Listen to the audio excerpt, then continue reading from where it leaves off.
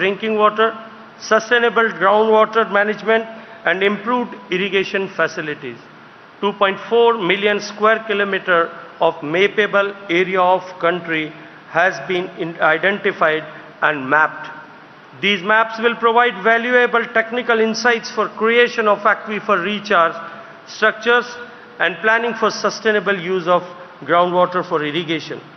Water conservation will only be effective when people and communities will be at the center of any program. To make water everyone's business, the Prime Minister of India launched the Jal Shakti Abhiyan in 2019. This was a national call to action that involved millions of people in water conservation and recharge. The overwhelming response that we received has encouraged us to make this an annual campaign prior to the rains and monsoons. States, local bodies and communities are being encouraged and supported to take up restoration of traditional water bodies, rejuvenation of rivulets, water conservation and rainwater harvesting, reuse and recharge of bore wells, watershed development and intensive afforestation with the catch line that catch the rain when it falls and wherever it falls. So far, more than 10 million water conservation works have been completed under Jal Shakti Abhiyan since its launch in 2019, all across the country with the help of convergence of government funds, CSR and community contributions. This mission has certainly strengthened participatory management of irrigation infrastructure in our country. Indian climate is characterized by fixed duration precipitation pattern in the form of monsoonal rainfall during June to September, which mentioned by my dear friend Jagan Mohan Reddy ji. Moreover, the changing trend of climatic patterns has already started affecting the precipitating pattern adversely. Such situations call upon a robust and climate-resilient irrigation infrastructure. India has an ambitious river-linking national program aimed at inter-basin transfer of water in ecologically sustainable way. It is envisaged to reduce impact of floods from water surplus basins to water deficit basins and simultaneously addressing water storages in drought-prone basins. So far, under National Perspective Plan of Interlinking, 30 links have been identified for execution. However, India being a federal country and water being a state subject, execution of such mammoth river interlinking projects cutting across administrative and basin boundaries is very complex affair. In this context, I am happy to mention that under the guidance of Honorable Prime Minister, the state of Uttar Pradesh and Madhya Pradesh came together and signed MOU for Ken and Betwa river interlinking projects with central assistance of more than 5 billion, which will provide annual irrigation to more than 1 million hectares and drinking water to more than 6.2 million people in the drought-prone regions of Bundelkhand in central area. Dams are the integral part of the irrigation system. History of dam building in India has a long and glorious past.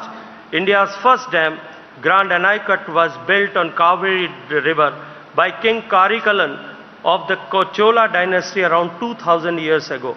The dam is still functional and irrigates millions of acres.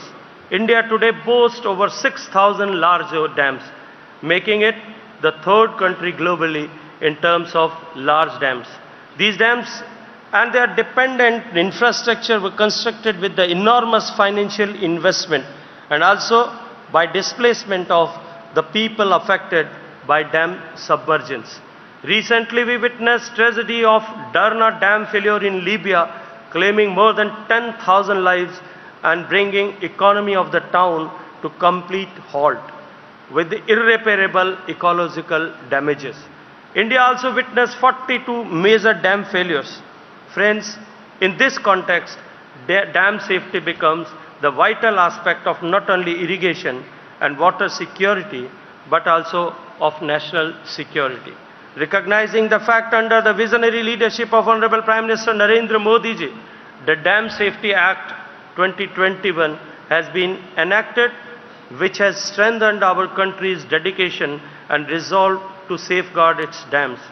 This progressive legislation underscores the nation's dedication to dam surveillance, inspection and maintenance by setting a benchmark of global dam safety standards.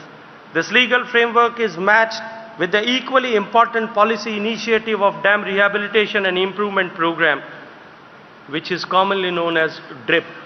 DRIP is focused on enhancement of safety and operational performance of selected ailing dams and aging dams, along with strengthening of dam safety knowledge framework. Under first phase of DRIP, 223 dams in 7 states were covered, addressing hydrological, structural and operational safety aspects.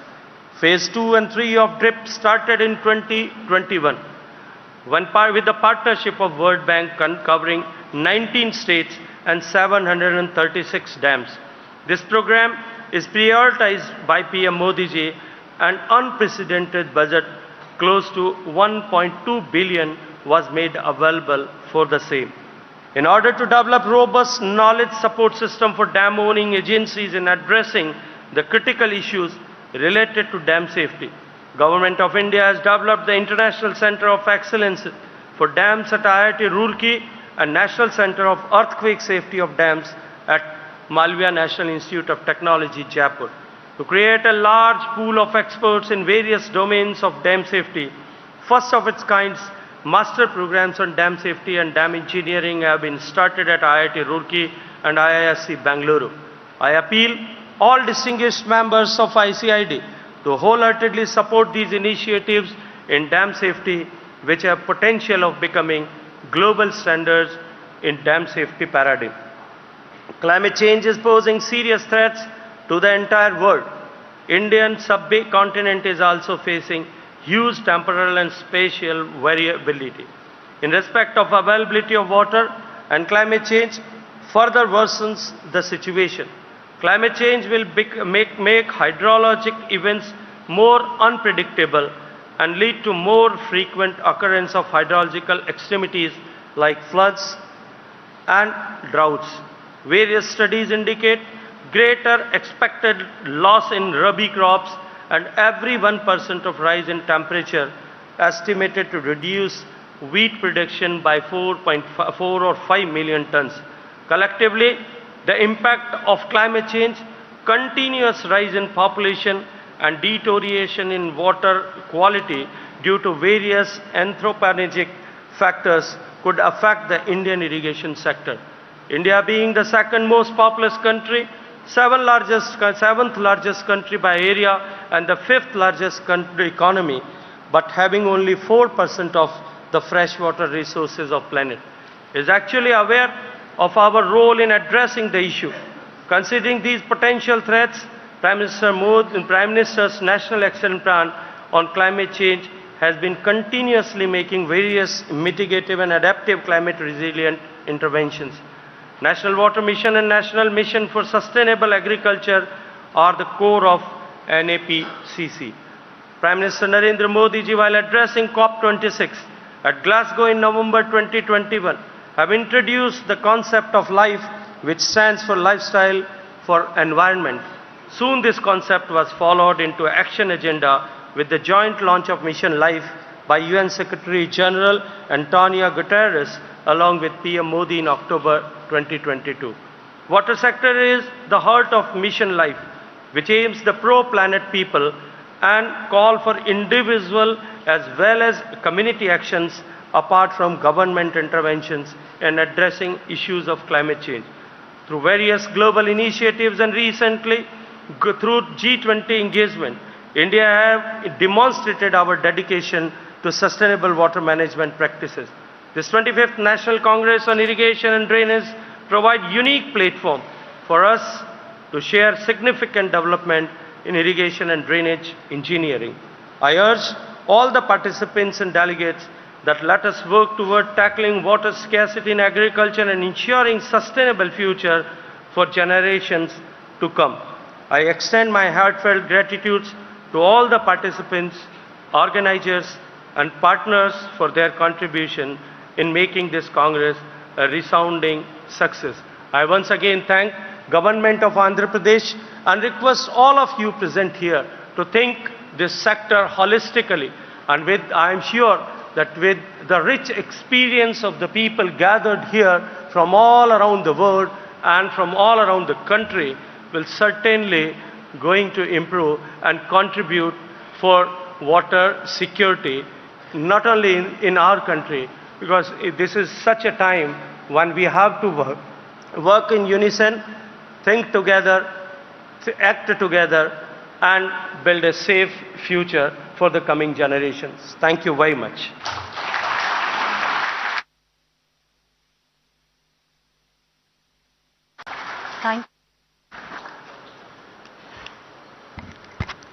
Thank you very much, sir, for your much valuable insights. And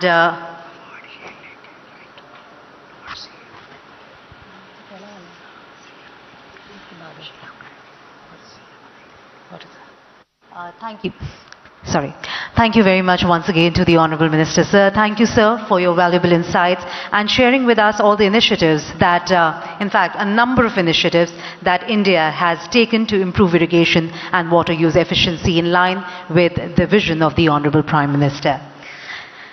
Ladies and gentlemen, today we will be releasing 3 ICID publications: an abstract volume of 25th ICID Congress. The abstract volume being released today focuses on tapping alternative water resources, increase irrigation water availability, and on-farm techniques to improve water efficiency to achieve our ultimate goal of more crop per drop. The second is the historical water sustainability, which covers the water conservation with a view to ensure its sustainability from older times, which can be adapted even in modern times for improving water use efficiency. And finally, the World Heritage Irrigation Structures. It covers details of heritage irrigation structures of 17 countries.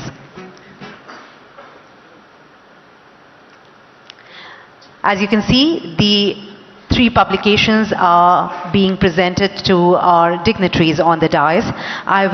Once this is done, I will be requesting Honorable CM, Honorable Minister Jal Shakti, along with all our ministers and dignitaries on the dais, to unveil the ICID publications one by one.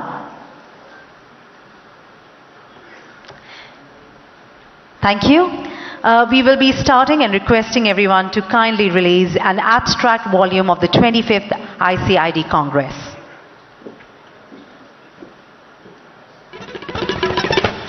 Ladies and gentlemen, let's put our hands together as you can see the abstract volume in front of all of us.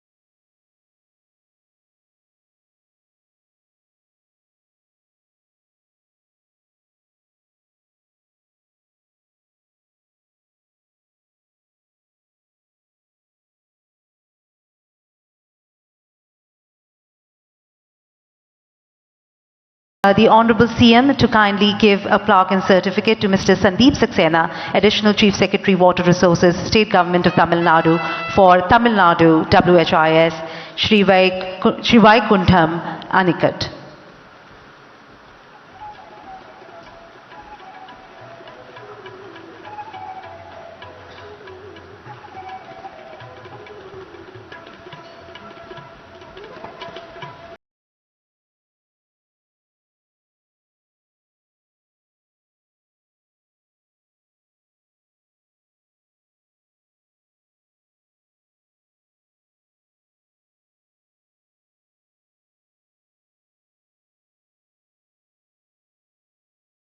All the recognitions which are happening right here on stage, ladies and gentlemen, deserve a louder round of applause from everyone in the room, please.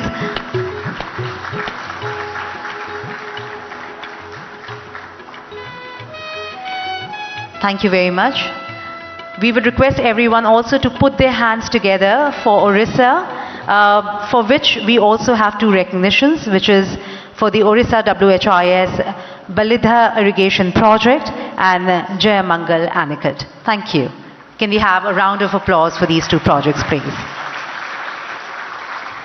With that, we come to the very last segment right here on stage. I will be requesting Mr. Ashwin B. Pandya, Secretary General ICID, to kindly join us on stage to propose the vote of thanks.